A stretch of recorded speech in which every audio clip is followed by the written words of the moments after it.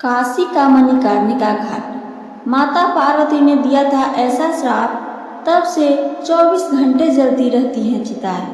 आइए जानते हैं ये रहस्यमय कहानी के बारे में। काशी वह नगरी जिसे स्वयं भगवान शिव ने अपनी त्रिशूल पर बसाया, जहाँ प्रलय भी अपने कदम रोक देती है और मृत्यु भी मोक्ष का द्वार बन जाती है। इस पावन भूमि पर स्थित मणिकर्णिका घाट एक ऐसा स्थान है जहाँ चिताएं कभी नहीं बुझती। लोग कहते हैं यहाँ 24 घंटे सातों दिन हर मौसम में चिता जलती रहती है। पर क्या आपने कभी सोचा है कि ऐसा क्यों? क्या कारण है कि इस घाट की अग्नि कभी शांत नहीं होती? इस रहस्य के पीछे जुड़ी है एक अद्भुत, अलौकिक और भावनात्मक कथा, जो जुड़ी है स्वयं माता पार्वती के श्राप और भगवान शिव की कृपा से।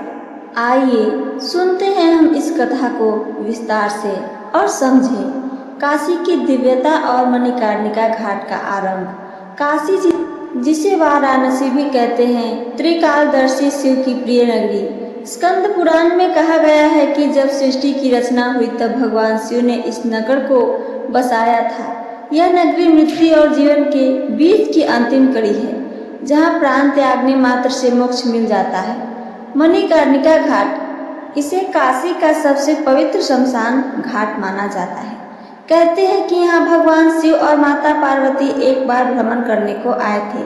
उन्होंने एक कुंड में स्नान किया और उसी समय एक अद्भुत घटना घटी, जिसने इस स्थान को स्वर्ग से भी ऊपर बना दिया। मणिकर्णिका घाट की उत्पत्ति।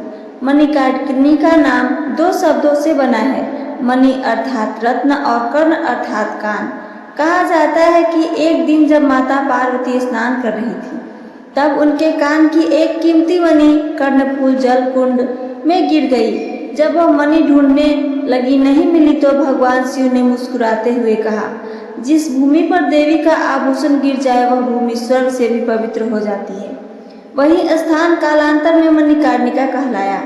इस घटना के साथ साथ कुछ और चमत्कारी घटनाएं जुड़ी हुई हैं, जो इस कथा को और रहस्यमय बनाती हैं। माता पार्वती का संदेह और श्राप। एक बार माता पार्वती ने भगवान शिव से पूछा, प्रभु, आपने कहा कि काशी में मरने से मोक्ष प्राप्त होता है, परंतु यदि पापी व्यक्ति भी यहाँ मरे तो क्या वह भी मोक्ष पा सकता है?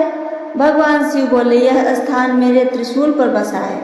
यहाँ जो भी प्राण त्यागता है, मैं स्वयं उसके कान में तारक मंत्र बोलता हूँ और उसे मोक्ष प्रदान करता हूँ। यह बात सुनकर माता पार्वती के मन में संदेह उत्पन्न हुआ।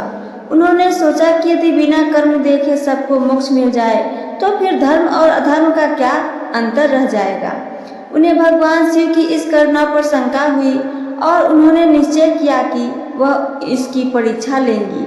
माता पार्वती का त्याग और तप। माता पार्वती ने स्वयं योगिनी रूप धारण किया और काशी में आकर तपस्या आरंभ की। वे देखने लगी कि भगवान शिव कैसे पापियों तक को मुक्ति देते हैं। उन्होंने देखा कि एक हत्यारा जिसने अपने जीवन में अनेक पाप किए थे, जब उसकी मृत्यु मणिकर्णिका घाट पर हुई तो स्वयं महाकाल शिव प्रकट हुए और उसे मोक्ष प्रदान किया।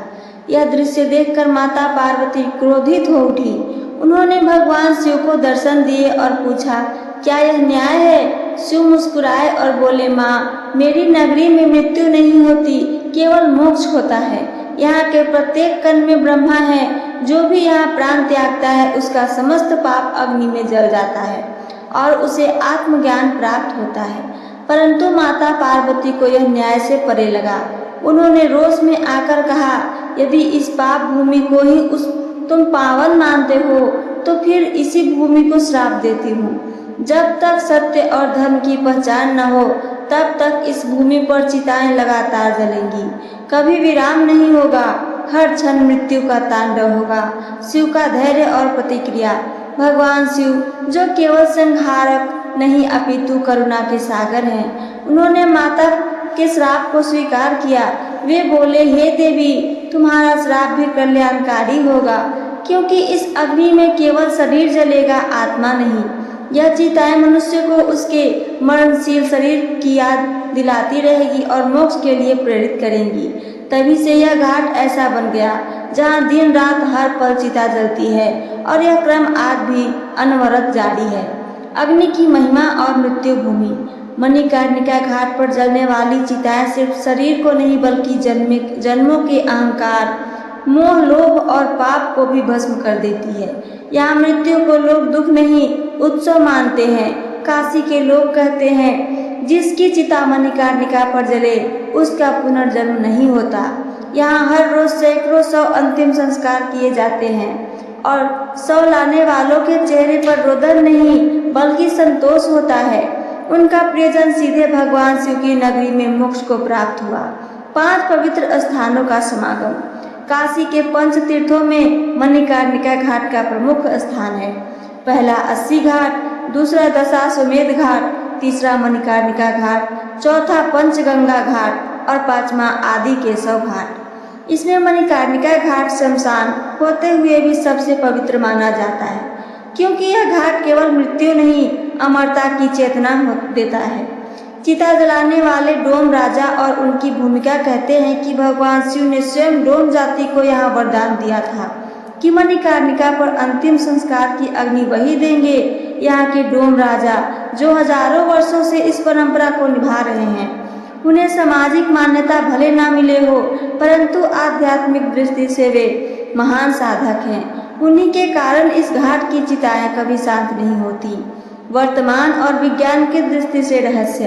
कुछ वैज्ञानिक कहते हैं कि घाट पर इतनी अधिक मृत्यु इसलिए होती है क्योंकि काशी में वृद्धजन जीवन के अंतिम पड़ाव में आकर बस जाते हैं, परंतु यहाँ वैज्ञानिक यह नहीं समझ पाते कि चिताओं की अग्नि कभी बुझती क्यों नहीं, लकड़ी खत्म नहीं होती, अग्नि शांत नहीं होती।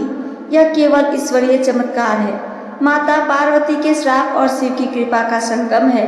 भक्तों के अनुभव और आज की मान्यता।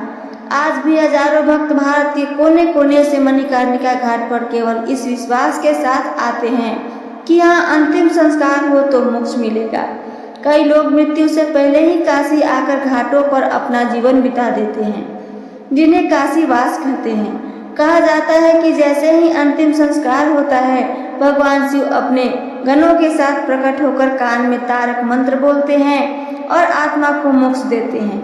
इन सब का समापन आइए आगे सुनते हैं। मणिकर्णिका घाट मात्र एक शमशान नहीं, यह मोक्ष की सीढ़ी है। जहाँ माता पार्वती के श्राप से उन्हें मृत्यु का तांडव स्थल बनाया, तो भगवान शिव ने उन्हें मोक्ष का महाद्वार बना दिया। यही जीवन और मृत्यु का अद्भुत संगम है, जिसे केवल काशी जैसे स्थान ही निभा सकते हैं। यह कहानी हमें यह सिखाती है कि जीवन क्षण भंगुर है, परंतु यदि शिव की कृपा मिल जाए तो मृत्यु भी दिव्य हो जाती है। तो ये थी मेरी आज की जानकारी और इससे जुड़ी कथा। मेरी कथा आप सबको पसंद आई हो तो चैनल को सब्सक्राइब करके वीडियो को लाइक करना ना भूलें। सुनने के लिए धन्यवाद।